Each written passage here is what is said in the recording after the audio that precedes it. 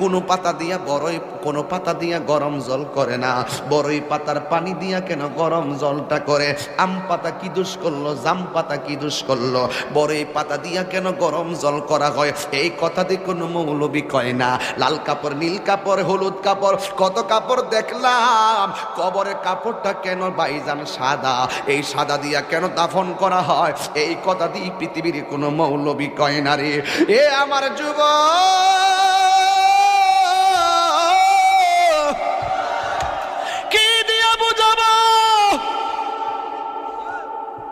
কবরটা কেমন ডেঞ্জারাস, কি দিয়া বুঝাবো মরণটা কত কঠিন, কি দিয়া বুঝাবো?